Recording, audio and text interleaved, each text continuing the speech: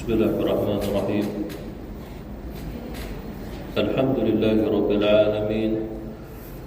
Wassalatu wassalamu ala nabiyyina Muhammad wa ala alihi wa sahbihi ajma'in. Allahumma faqihna fid-din wa 'allimna ta'wil waj'alna min 'ibadika as-salihin. Allahumma ta'alina bi qulubil 'arifin wa rasuqna min nabiyyin bi rahmatika ya arhamar rahimin. Walhamdulillahi rabbil alamin. Amin. Assalamualaikum warahmatullahi taala wabarakatuh.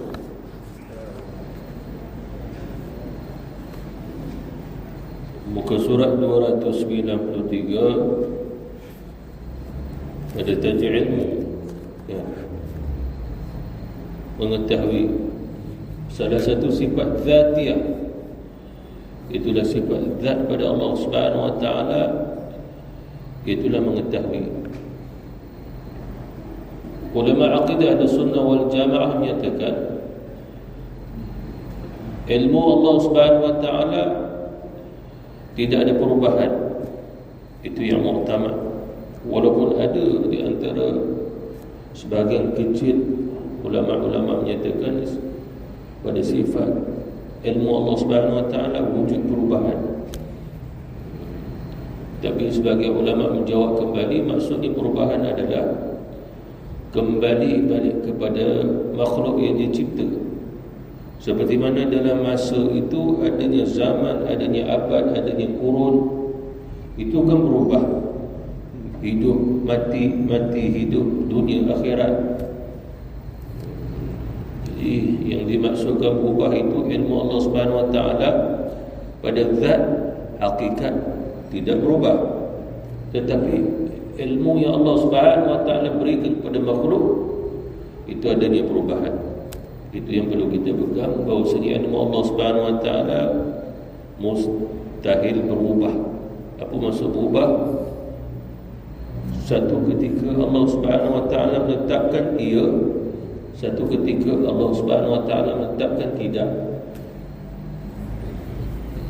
Sedangkan ilmu Allah Subhanahu wa taala mu'tamad. Dia tidak ada al-ikhtiyarah untuk memilih. Sebab Allah Subhanahu wa taala ilmunya kembali balik pada sifat zat dia. Jadi mustahil Allah Subhanahu wa taala memiliki ilmu sehingga dia perlu memerhatikan perjalanan makhluk, dan makhluk itu pilih apa, lalu barulah dia mengetahui, lalu ditetapkan. Itu bukan ilmu Allah Subhanahu wa taala. Bahkan sebelum menciptakan makhluk, sebelum menciptakan langit dan juga bumi, dia telah tahu perjalanan makhluknya, sehingga makhluk itu memilih apa, dia mengetahuinya.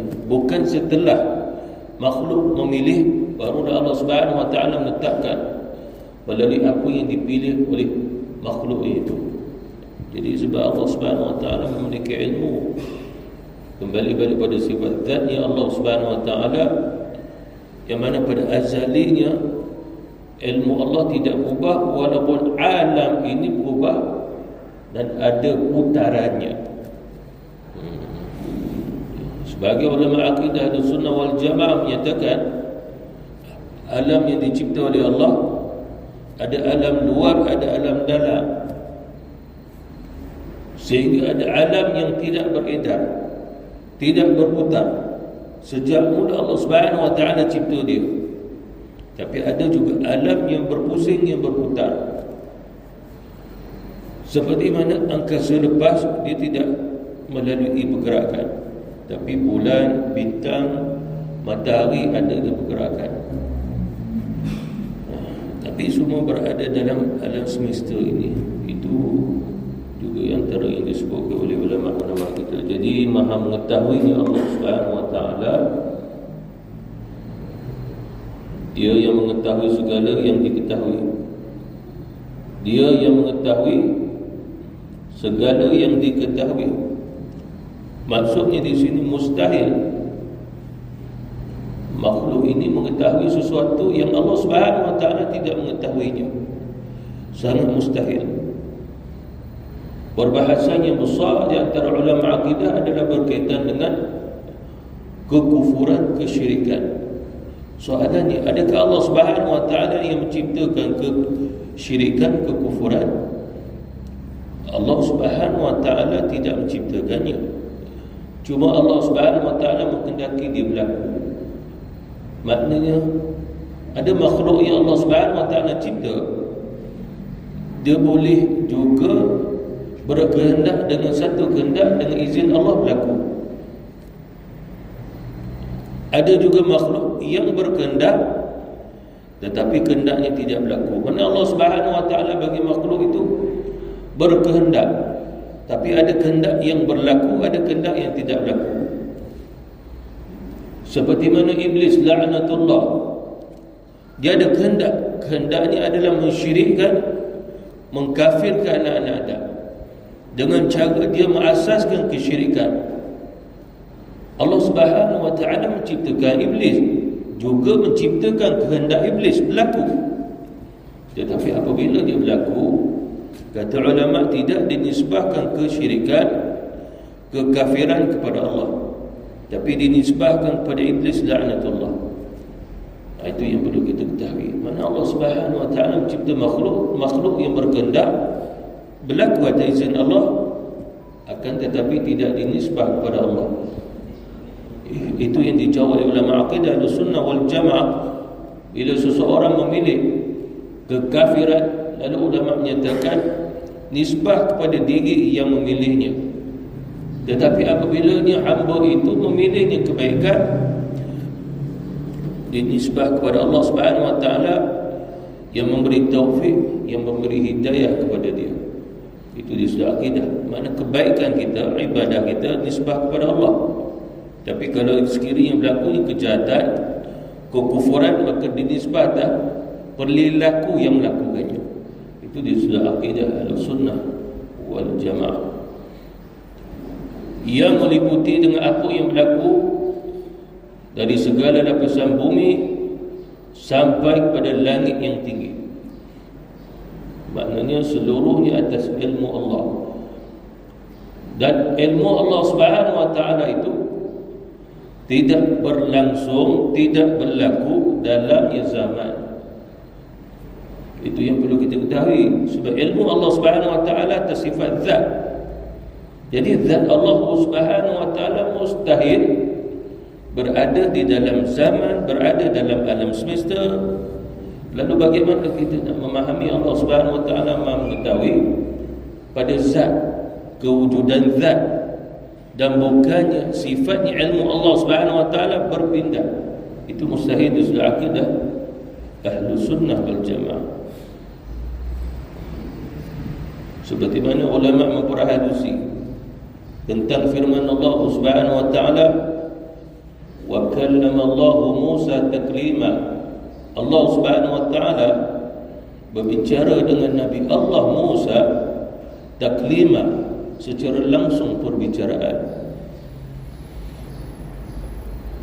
Akan tetapi dijawab oleh ulama akidah Ahlussunnah wal Jamaah, taklima bukan bermaksud seperti mana seseorang berbicara dengan seseorang secara langsung, sama ada jauh ataupun dekat.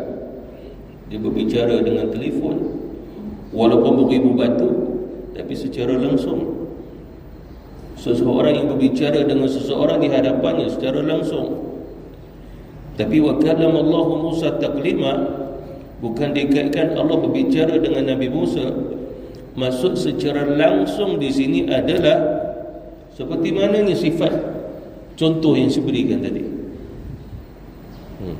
Lalu bagaimana Allah Subhanahu wa ta'ala berbicara dengan Nabi Musa alaihi salatu wassalam melalui ketetapan qada dan qadar yang berlaku, dan sangat sulit, sangat sukar untuk diperhalusi lagi, kerana ini berkaitan dengan sifat kalam.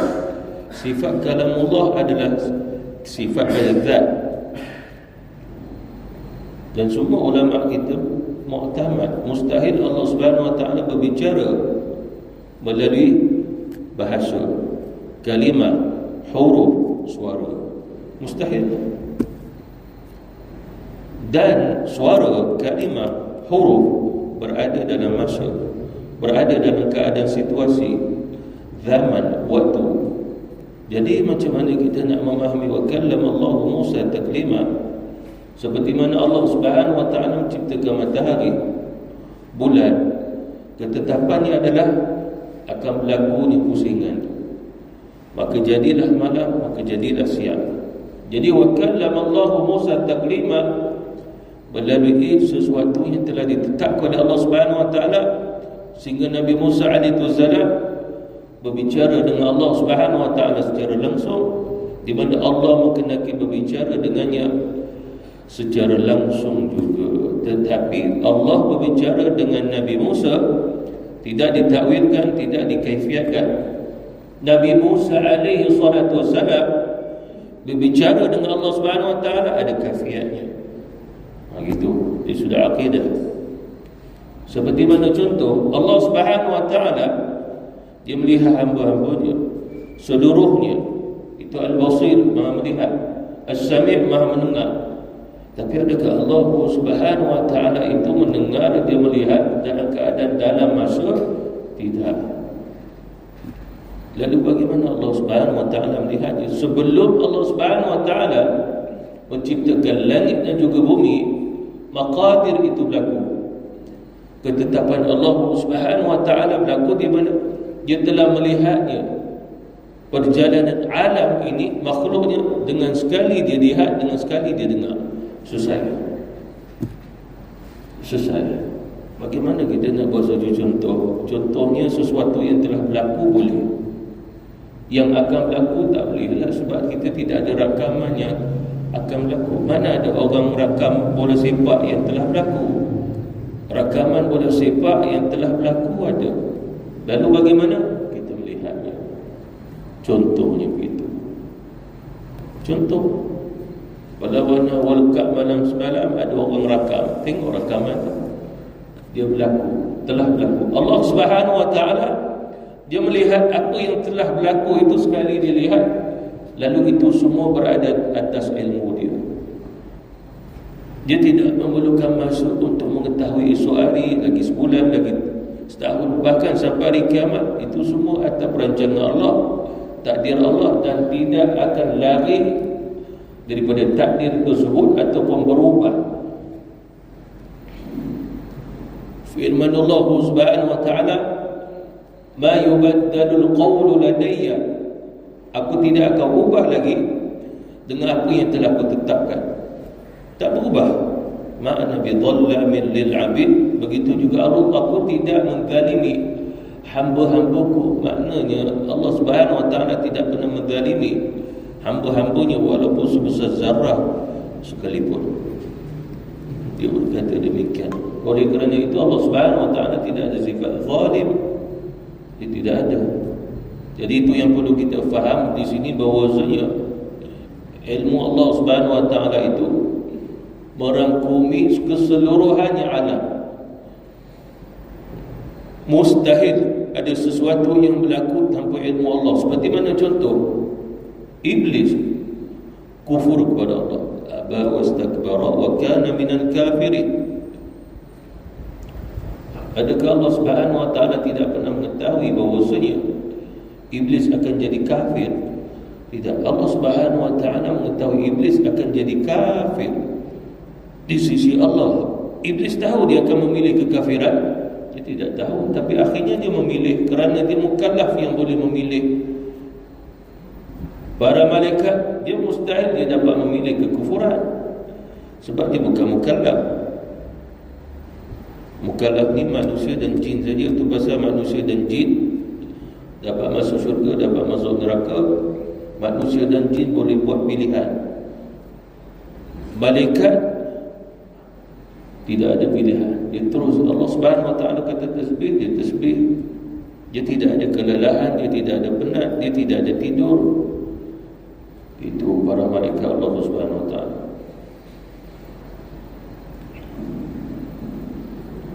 Dia maha tahu, maha mengetahui. Tidak luput daripada ilmunya sebarat biji sawi sekalipun, ataupun kalam yang lain menyebut walaupun sebesar zarrah sekalipun, di bumi dan juga di langit. Bahkan dia mengetahui semut yang hitam yang berjalan di atas batu yang hitam dalam malam yang gelap. Dia mengetahui gerakan yang paling halus di udara terbuka. Dia tahu rahsia dan yang tersembunyi. Wallahu alimun bidzati sudur. Allah Subhanahu wa taala mengetahui keadaannya hatinya manusia. Hati manusia diketahui oleh Allah Subhanahu wa taala. Alimun bidzati sudur, keadaan hatinya. Adakah Allah Subhanahu wa taala mengetahui hanya sekadar ketika itu? Tidak. Ilmunya Allah Subhanahu wa taala tidak melalui sebelum, sedang dan selepas berlaku pada zaman, masa, keadaan. Tidak. Tapi ilmunya Allah Subhanahu wa taala kembali balik zatnya Allah Subhanahu wa taala yang mengetahui seluruhnya tanpa bergantung balik pada masa, keadaan tersebut. Jadi maksudnya Allah Subhanahu wa taala dia mengetahui walaupun orang itu puluhan tahun kafir, akhirnya dia memiliki keimanan. Allah Subhanahu wa taala mengetahui bahkan dia masuk syurga di akhirat. Allah Subhanahu wa taala juga mengetahui seseorang hidupnya sebagai seorang Islam berpuluh tahun, tapi kemudian dia memilih pada kekafiran. Dia murtad, dia cari agama lain. Soalannya, adakah Allah Subhanahu wa taala mengetahui dia mahu memilih murtad? Allah Subhanahu wa taala mengetahuinya sebelum Allah menciptakan alam ini lagi. Itulah maksudnya ilmu Allah Subhanahu wa taala. Maksud sebelum dia menciptakan makhluk, maka disebut sebelum dia menciptakan alam ini. Sebahagian ulama-ulama menyatakan yang dimasukkan sebelum menciptakan alam adalah walaupun makhluk sebesar zarrah sekalipun. Bagaimana dengan kehendak Allah Subhanahu wa taala? Adakah Allah Subhanahu wa taala pernah pada zat Allah Subhanahu wa taala seolah-olah kita berfikir begini, aku tidak pernah pun terfikir untuk buat ini, tulis ini. Adakah Allah Subhanahu wa taala juga seolah-olah tidak terfikir dia mahu menciptakan makhluk, sedangkan dia hidup bersendirian, tidak ada kaitan pada Allah Subhanahu wa taala, kerana dia ada kehendak yang mahu menciptakan. Adakah dia bermula pada Allah? Tidak bermula pada Allah. Sebab Allah Subhanahu wa taala itu tidak ada permulaan. Kalau ada permulaan, maka menunjukkan dia baru bermula jadi Tuhan. Itu permulaan, maka mustahil pada Allah kerana dia telah wujud, telah ada. Itu maksud qidam, terdahulu telah ada. Jadi bila dia sebutnya terdahulu telah ada, atas kehendak Allah dan ilmunya, dia mengetahui sebelum dia menciptakan, dia mengetahui keadaan makhluk yang bakal dicipta oleh Allah melalui zaman, masa setelah Allah Subhanahu wa taala menciptakan langit dan juga bumi. Walaupun dalam penciptaan makhluk adanya peringkat demi peringkat, tetapi peringkat demi peringkat berlaku dalam takdir, qada dan qadar Allah Subhanahu wa taala, dan dia berlaku di dalam alam semesta ini. Sama ada Allah Subhanahu wa taala cipta langit ataupun bumi, dia dah bergerak. Seperti mana sebahagian ulama menyatakan bahawasanya Allah Subhanahu wa taala menciptakan qalam daripada nur yang menulis takdir, dan sebelum diciptanya langit dan juga bumi. Sebelum menciptakan langit dan juga bumi, ini menunjukkan kawakib, bintang-bintang, matahari, bulan belum dicipta oleh Allah Subhanahu wa taala, maka di situ tidak ada masa untuk kita. Allah mengendakinya. Seperti mana hadis Rasulullah sallallahu alaihi wasallam, sesungguhnya Allah Subhanahu wa taala suka untuk selain daripadanya mengenalnya, lalu Allah Subhanahu wa taala menciptakannya. Bahkan seperti mana hadis yang telah kita pelajari, yang telah saya bacakan, ya Muhammad, laulaka Sekiranya bukan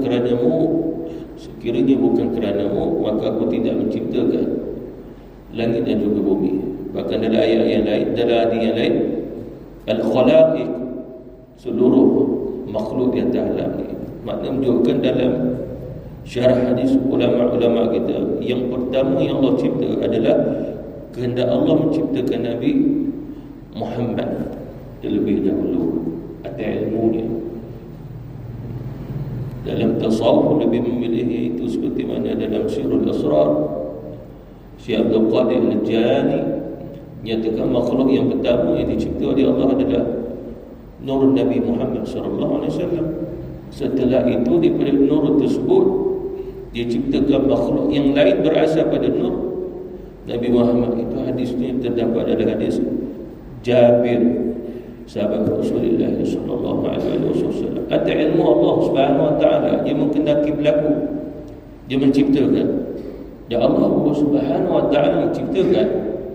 Tidak ada langsung dalam penciptaan itu wujudnya makhluk dengan makhluk seolah-olah membantu Allah. Tidak ada, mustahil Allah Subhanahu wa taala memiliki makhluk yang membantu menggerakkan makhluk yang lain, melainkan semua atas kehendak Allah Subhanahu wa taala. Dan melihat segala bisikan dalam hati kecil manusia, segala gurisan dan juga batin yang tersembunyi di dalam jiwa, dengan ilmu qadim lagi azali. Sentiasalah dia bersifat demikian pada azali. Maknanya azalinya Allah Subhanahu wa taala tetap azali pada zat dan tidaknya ada perubahan. Qadim lagi azali. Apa maksudnya di sini? Maha mengetahuinya Allah Subhanahu wa taala siapa yang masuk syurga, siapa yang masuk neraka. Yang masuk neraka dibawa masuk syurga kerana masih ada iman. Semua telah diketahui oleh Allah. Oleh kerana itulah Rasulullah SAW sabda, Allah Tabaraka wa Ta'ala, dia berfirman hadis qudsi, sabaqat rahmati ghadabi, sabaqat rahmati, aku mendahulukan rahmatku daripada murkaku. Seorang kafir akhir hayatnya dia hidup sebagai seorang Islam, dia keluarkan kekafirannya, dia beriman kepada Allah Subhanahu wa taala. Lalu sewaktu dia hidup sebagai orang kafir, tidak dikira Allah Subhanahu wa taala sebagai satu kemurkaan. Cuma tidak ada apanya amal yang dikira oleh Allah. Bila Allah Subhanahu wa taala mengiranya setelah dia masuk Islam. Oleh kerana itu dalam hadis sahih Rasulullah bersabda, keislaman seseorang menghancurkan, menghanguskan, meleburkan dosa-dosa waktu dia kafir dulu. Apa maksudnya di sini? Tidak tertulis langsung walaupun satu zarah kejahatan yang dia buat bila dia masuk Islam. Seperti mana Fir'aun, Allah Subhanahu wa taala mengetahui dia mati kafir.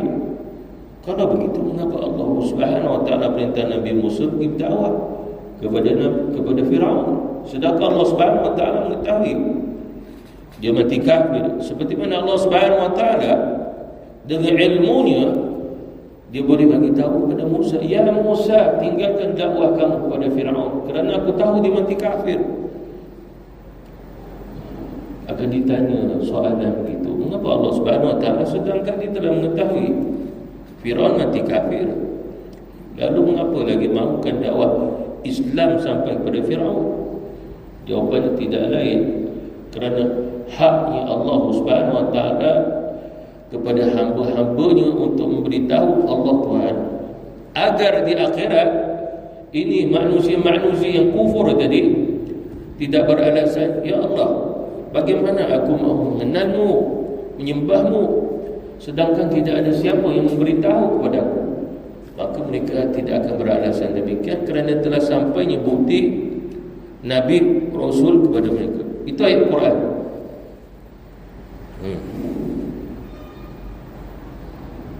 Alastu bi rabbikum qalu bala syahidna saja Tuhan kamu, benar ya Allah, Kau Tuhan kami. Semua roh berjanji, ikrar, mengetahui Allah Subhanahu wa ta'ala Tuhan. Lalu Allah Subhanahu wa ta'ala tulis dalam ayat tersebut di bahagian bawah, agar mereka di akhirat tidak ada alasan, sehingga seolah-olah mereka tidak mengenal aku, sedangkan roh mereka semua telah berikrar aku Tuhan mereka. Itu bahasa kata Nabi, roh bila masuk dalam tubuh, walaupun seorang ibu i'tiqadnya kafir, roh yang mati, roh yang masuk dalam perut dia setelah dia mengandung 4 bulan tu, roh Islam seluruh sekali. Roh yang masuk ke dalam perut manusia seluruhlah, sama ada kafir ataupun Islam, semua rohnya Islam. Bila dia beranak, kerana rohnya Islam, anak yang lahir pun Islam, walaupun mak dia kafir. Kullu mauludin yuladu ala fitrah, kullu mauludin yuladu ala millah, yakni al-Islam. Semua sekali anak-anak yang lahir Islam. Millah tu ada fitrah, Islam fitrahnya. Lalu bagaimana boleh dia memilihnya selain pada Islam? Lalu Rasulullah sallallahu alaihi wasallam kata, iaitu orang yang jaga dia. Waktu dulu nenek dia, tok dia, mak bapak dia pun dah bawa dia lari pada Islam, disebabkan tok ni atas-atas pun dah tak mau Islam, yang duduk bawah pun tak mau Islam, sehingga dia pun dibesarkan cara bukan Islam. Oleh kerana itulah anak orang yang kafir lahir, dibela oleh orang Islam, membesar sebagai Islam. Anak orang Islam dibela oleh orang kafir, membesarnya sebagai orang kafir, menyembah selain pada Allah. Dia berlaku dalam keturunan saya, keturunan mak saya pun berlaku. Datuk saya tu Cina, Tok Nek tu Cina, dijaga oleh orang Islam. Bila membesar jadi orang Islam. Gitu. Maknanya dah tak ada keturunan atas tu kafir, pergi kepada orang yang bela tu Islam, daripada dia kecil sampai besar, dan dia pun Islam. Dia tidak menyembah patung daripada kecil bela dia. Itu sejarahnya. Jadi maksudnya apa? Siapa yang jaga dia? Kemudian satu kisah lagi, anak orang Islam diserahkan kepada orang Hindu, suruh jaga, nanti dia balik, tak balik, akhirnya dibela sampai besar. Dia tak kenal Islam ni kan, dia sebagai seorang Hindu, yang dia tak tahu dia adalah berketurunannya orang Islam. Jadi betul kata Rasulullah, siapa yang jaga dia? Makna sama ada keluarga ataupun tidak, siapa jaga dia, dia akan jadi agama tu. Yang jaga tu adalah agamanya Islam, dia akan jadi Islam. Yang jaga dia orang Yahudi, dia akan membesar sebagai Yahudi. Lalu Rasulullah kata, maka dia akan boleh jadi Yahudi, Nasrani, Majusi. Kata Rasulullah sallallahu alaihi wasallam, kerana semua lahir itu secara adil daripada Allah Subhanahu wa taala, semua mengenal Allah. Lalu oleh kerana itulah nak bagi tahu balik, Allah Subhanahu wa taala Tuhan kamu. Lalu mereka memilih tidak mahu menerima, lalu mereka pun mati kafir. Allah Subhanahu wa taala mengetahuinya. Bila dia mati kafir, barulah laknat itu sampai kepada mereka. Umat yang terdahulu telah memilih kekafiran dan dia menutupnya dengan kekafiran. Mereka tidak akan mahu Islam. Lalu Allah Subhanahu wa taala mengazab mereka atas dunia lagi. Qaum 'Ad, qaum Samud, ashabul Ra'si, Al-Madian, beberapa penduduk-penduduk yang terdahulu, kerana kekafiran mereka atas dunia, dan mereka tidak akan pernah mahu ke Islam. Dan Allah Subhanahu wa taala mengetahui, oleh kerana itulah Allah Subhanahu wa taala mengazab mereka. Oleh kerana itu dah kita tidak perlu bertanya lagi, kenapa Allah Subhanahu wa taala tak beri peluang kepada mereka? Mana tahu di antara mereka akan jadi orang Islam. Tidak perlu lagi apabila dia mengetahui ada ilmu Allah Subhanahu Wa Taala, mengetahui segala-galanya. Sebab orang akan bertanya, kenapa Allah Subhanahu Wa Taala tidak tangguhkan buat mereka? Mana tahu di antara mereka ada yang masuk Islam. Ini menunjukkan bahawa dia masih belum mengenal sifat Maha mengetahuinya Allah. Allah Subhanahu Wa Taala mengetahui semua mereka akan memilih sampai pada kematian mereka sebagai kafir. Lalu Allah mengendaki azab buat mereka di atas dunia sebelum mereka mati lagi. Oleh kerana itulah dalam Quranul Karim ada keadilan Allah Subhanahu Wa Taala. Allah bagi tahu pada Rasul yang diutus, di antara orang yang bersama dengan kamu ada orang yang beriman, bawa mereka keluar daripada lembah ini, kawasan ini, negeri ini. Kisah Nabi Nuh alaihi salatu wassalam, Allah Subhanahu Wa Taala mengetahui yang mahu beriman semua yang ada dalam atas batera itu saja. Yang lain-lain semua kafir. Saat terakhir diberi peluang oleh Allah untuk Islam, tak, mereka tetap kafir. Walaupun diberi peluang atas Allah Subhanahu Wa Taala, ada ilmunya juga. Walaupun diberi peluang, Allah mengetahui dia tak mau juga. Atas ilmu Allah. Beberapa anak Nabi Nuh alaihissalam tak mau. Isteri Nabi Nuh seorang saja pun tidak mau. Tidak mau. Itu disebut oleh Allah Subhanahu Wa Taala dalam Quran, sehingga kata ulama, kalau ditanya isteri seorang Nabi, isteri Nabi Nuh alaihi salatu wassalam, dia mati Islam ataupun kafir? Kafir, kata ulama kita, daripada kitab Allah Subhanahu Wa Taala. Fir'aun memiliki seorang isteri namanya Asia. Dia mati, dia masih Islam atau kafir? Islam. Lalu disebut oleh Allah dalam surah At-Tahrim, cerita tentang seorang Nabi memiliki isteri tapi mati kafir. Kemudian pula seorang isteri yang memiliki seorang suami yang kafir tapi mati Islam. Itu Asia. Itu cerita dalam Quran Al-Karim. Kita akan terfikir bagaimana suaminya seorang Nabi, seorang Rasul, si isteri mati kafir. Seperti mana Nabi Lut alaihissalam, illa maratu, kecuali isterimu ya Lut, dia mati juga kafir.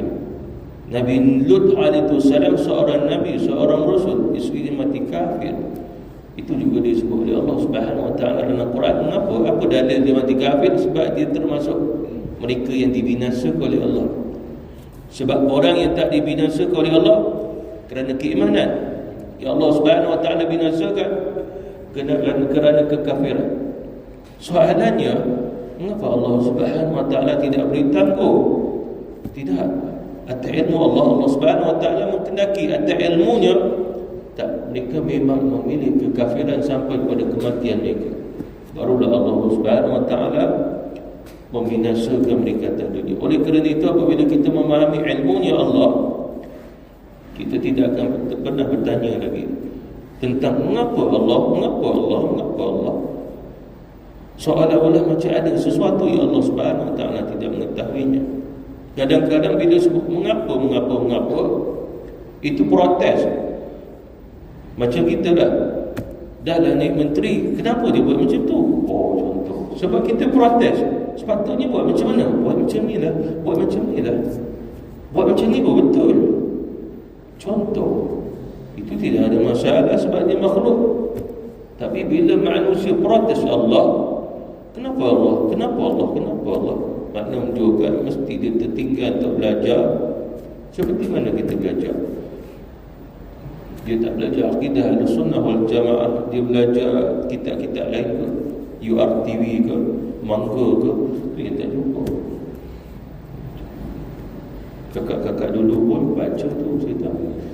Dia angkut semua angkut zaman dulu.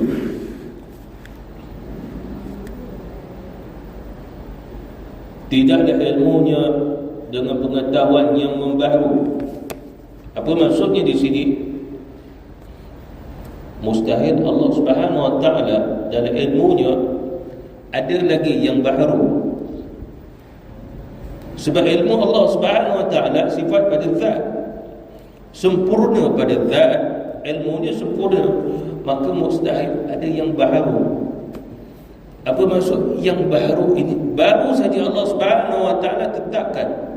Sebelumnya Allah belum pernah tetapkannya. Itu mustahil juga. Seperti mana contoh, alam ni dah berlaku, dah ada zaman untuk kita. Sampai ke umat yang ke-70, umat baginda Rasulullah. Tiba-tiba Allah berkehendak dengan kehendak yang baharu. Tiba-tiba Allah mengetahui sesuatu yang baharu. Mustahil pada zatnya Allah Subhanahu Wa Taala, pada sifatnya juga tidak ada kaitan. Macam kita setiap masa, setiap saat, setiap hari ada sesuatu yang baru. Macam kita belajar, ada yang tak tahu, kita dapat baru sampai, kita pun mengetahui, baru mengetahui. Cerita esok hari kita tidak tahu hujan ke tidak, tengok-tengok hujan, baru kita mengetahui. Tapi ada ilmu Allah Subhanahu Wa Taala, tidak ada istilah ilmu Allah pun ada yang baru. Makhluk ini makhluk dah selesai, dicipta oleh Allah. Kata Abdullah bin Abbas, makhluk yang terakhir adalah manusia, dan tidak ada makhluk yang lain setelah itu Allah mencipta lagi, melainkan melalui induknya. Macam malaikat Allah Subhanahu Wa Taala, Allah Subhanahu Wa Taala ciptakan malaikat, mula Allah cipta dia. Sebelum Allah menciptakan manusia, dia akan dikekalkan oleh Allah sampai hari kiamat. Dia tidak ada kematian, sampai hari kiamat mati juga. Malaikat Jibril, Israfil, malaikat maut juga akan mati. Sehinggalah yang tinggal hanya Allah Wahidul Qahar. Limanil mulkul yawm. Allah Subhanahu Wa Taala tanya, pada hari ini kerajaan milik siapa?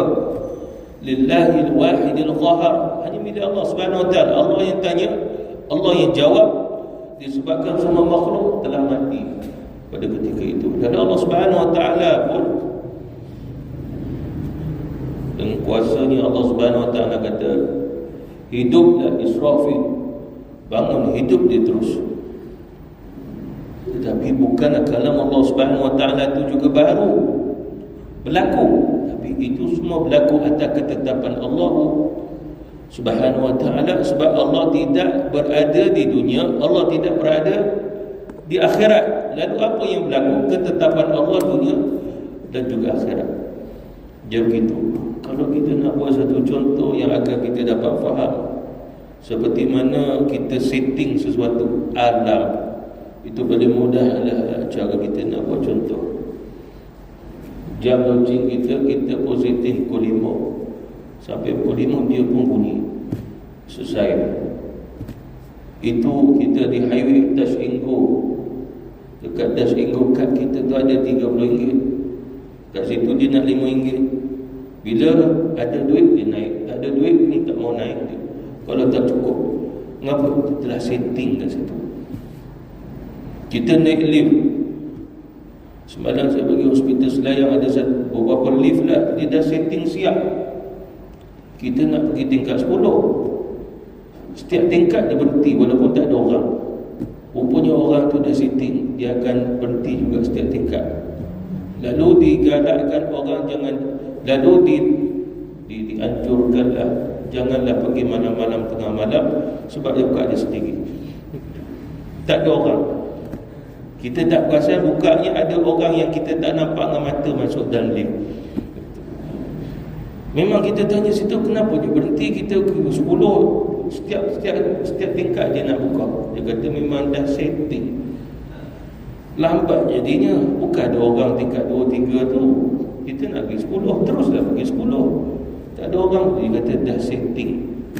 Lalu ini salah satu contoh, tapi bukan kita kata hakikatnya Allah pun buat setting itu. Allah lagi hebat, sempurna kehebatannya. Cuma nak diberitahu Allah Subhanahu Wa Taala cipta dunia, ciptanya akhirat. Dia tidak pernah berada dalam dunia akhirat. Nak buat contoh bagaimana lagi? Seperti mana orang pengarah filem lah senang. dalam masa setengah tahun dia arah siap satu filem 2 jam. Lepas tu dia tengok filem dia, tengok daripada awal sampai akhir. Sebab dia yang arah, pasti dia lebih tahu. Yang pelakon tu, aku yang berlakon aku tak tengok, tak apa. Aku yang berlakon tahu. Orang tak perlu tanya cerita apa ni, ini cerita aku. Lalu Allah Subhanahu wa ta'ala dalam yang menciptakan alam ini telah selesai. Tidak ada yang akan baru dicipta oleh Allah. Dan manusia adalah makhluk yang terakhir. Haiwan itu ayam bertelur lagi atas induknya. Sebab ada ayam, tetapi tidak ada lagi ayam yang baru dicipta oleh Allah. Induk dia maknanya bukan seolah pada permulaan awal marrah.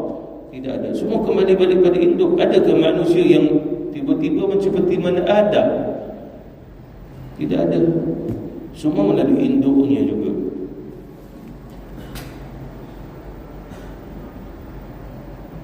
Yang terjadi pada zatnya dengan bertempat dan juga berpindah. Mana yang mustahil bagi Allah Subhanahu wa ta'ala. Zat pada Allah Subhanahu wa ta'ala itu juga bertempat, mustahil. Dan juga berpindah, bergerak sana kemari. Itu pasal kita tidak boleh berpegang bahawasanya zat Allah Subhanahu wa ta'ala itu berada di langit, dia berpindah turun ke bumi lalu dia naik balik, kerana tempatnya di situ. Kita tidak berpegang dengan akidah demikian. Wallahu ta'ala. Bismillahirrahmanirrahim. Allahumma fa'na bima 'allamtana wa 'allimna ma yanfa'una wa zidna ilma bi rahmatika ya arhamar rahimin. Walhamdulillahi rabbil alamin. Amin. Subhanallah.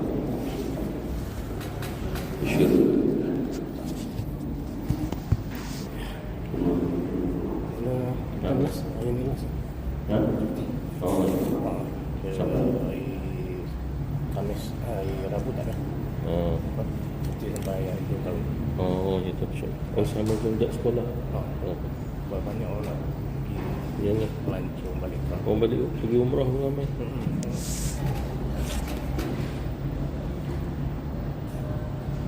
Ada apa?